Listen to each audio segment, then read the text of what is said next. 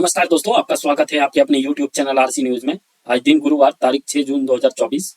चलिए जानते हैं दिन भर की बड़ी खबर। इंडिया गठबंधन से राहुल गांधी लोकसभा में नेता विपक्ष बनाए जा सकते हैं। राउत बोले, मोदी के पास बहुमत नहीं। जी हां, कांग्रेस नेता राहुल गांधी लोकसभा में नेता विपक्ष चुने जा सकते हैं। माना जा रहा है कि कांग्रेस संसदीय दल की बैठक में उन्हें नेता चुना जाएगा। इससे पहले बुधवार रात को इंडिया गठबंधन की बैठक के बाद चेन्नई लौट रहे तमिलनाडु के सीएम एम.के. स्टालिन की मुलाकात एयरपोर्ट पर डिप्टी नेता चंद्रबाबू नायडू से हुई। नायडू एनडीए की बैठक में शामिल होकर लौट रहे थे। एनडीए गठबंधन की नई सरकार को लेकर नड्डा के घर भाजपा नेताओं की बैठक। अमित शाह, राजनाथ सिंह पहुंचे। इलेक्शन कमीशन आज राष्ट्रपति को सौंपेंगे सांसदों की लिस्ट। जी हां, भाजपा अध्यक्ष जेपी नड्डा के घर पर गुरुवार को अहम बैठक हो रही है। इसमें अमित शाह और राजनाथ सिंह समेत भाजपा के बड़े नेता पहुंचे हैं। बैठक में नई सरकार बनाने और शपथ ग्रहण की तैयारियों पर चर्चा हो रही है।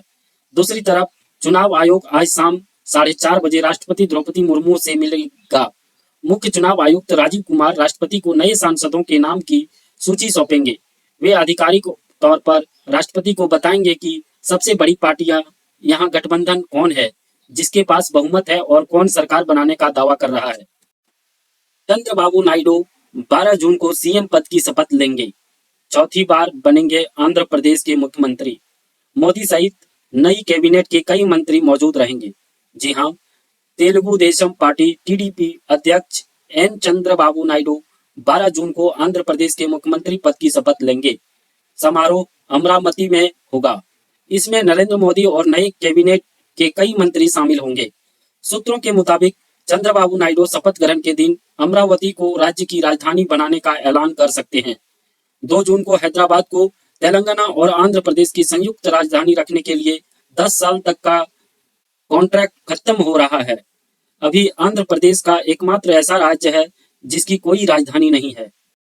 सुप्रीम कोर्ट बोला, हिमाचल दिल्ली को 130 क्यूबिक पानी दें, हरियाणा मदद करें, 5 दिन में रिपोर्ट दें। दिल्ली सरकार ने से कहा, पानी की बर्बादी रोकें।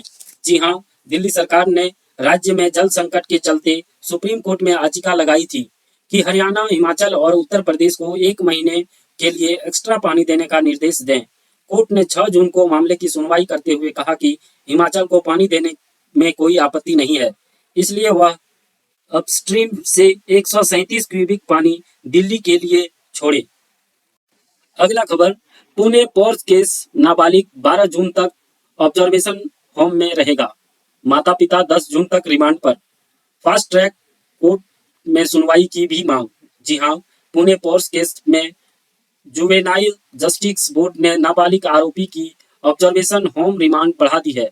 वह 12 जून तक ऑब्जर्वेशन होम में ही रहेगा।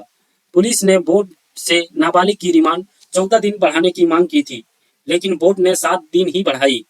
उधर बुधवार 5 जून को फोरेंसिक रिपोर्ट भी आई है, जिसमें पुष्टि हो गई है कि आरोपी का ब्लड सैंपल उनकी मां से ही बदला गया था। पीएम मोदी के शपथ ग्रहण में पड़ोसी देशों को न्योता। श्रीलंका, बांग्लादेश समेत 5 देशों के नेता होंगे शामिल। 8 जून को हो सकता है समारोह। जी हां, लोकसभा चुनाव में एनडीए की जीत के बाद नरेंद्र मोदी 8 जून को लगातार तीसरी बार प्रधानमंत्री पद की शपथ ले सकते हैं। न्यूज एजेंसी पीटीआई के मुताबिक इस समारोह के लिए भारत के पड़ोसी देशों के लीडर्स को न्योता भेजा जाएगा। इसमें श्रीलंका के राष्ट्रपति रनिल विक्रमसिंघे, बांग्लादेश के प्रधानमंत्री शेख हसीना, नेपाल के पीएम प्रचंड समेत मॉरिशस और भूटान के नेता शामिल होंगे। श्रीलंका के राष्ट्रपति के मीडिया डिवीजन ने इसकी पुष्टि भी की है। यूपी, बिहार समेत 4 राज्यों में हीट वेव का अलर्ट। नॉर्थ ईस्ट राज्यों में भारी बारिश होगी। 10 दिन में एमपी में मानसून आने का अनुमान। जी हां, देश में दक्षिण और पूर्वोत्तर की तरफ मानसूनी बारिश और उत्तर की तरफ हीट वेव का दौर जारी है। मौसम विभाग के मुताबिक गुरुवार को उत्तर प्रदेश, मध्य प्रदेश, बिहार और झारखंड में हीट वेव का अलर्ट है। बुधवार को रोहतक, झांसी, उरई, हमीरपुर, रीवा का तापमान 45 डिग्री से ज्यादा रहा। फतेहपुर में सबसे ज्यादा 46.2 डिग्री तापमान दर्ज हुआ। आईएमडी के मुताबिक अगले 2 दिन बिहार, झारखंड और उड़ीसा में तापमान 2 से 3 डिग्री बढ़ सकता है। अगला खबर, राष्ट्रपति भवन में मोदी कैबिनेट का फेयरवेल डिनर। 17वीं लोकसभा भंग करने के बाद आयोजन, उपराष्ट्रपति पीएम समेत कई मंत्री पहुंचे।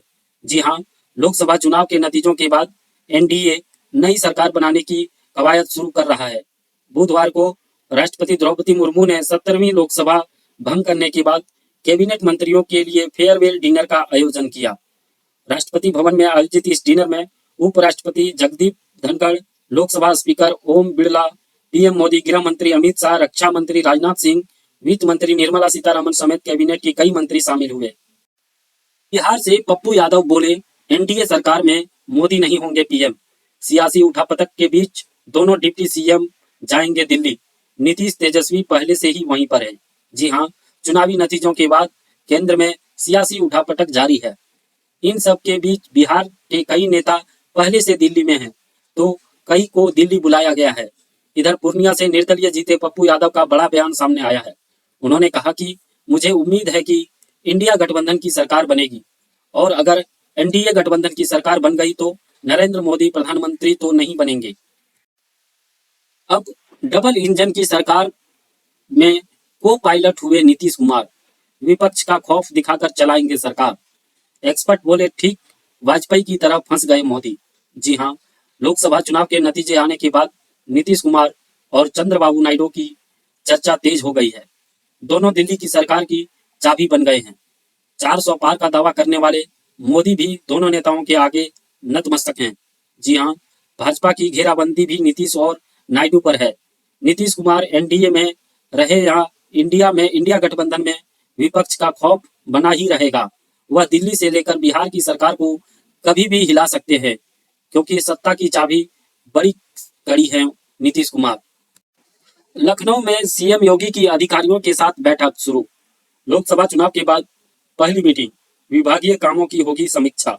जी हां, लोकसभा चुनाव का खत्म होने के बाद आज गुरुवार को मुख्यमंत्री योगी आदित्यनाथ बड़े अधिकारियों की बैठक बुलाई है।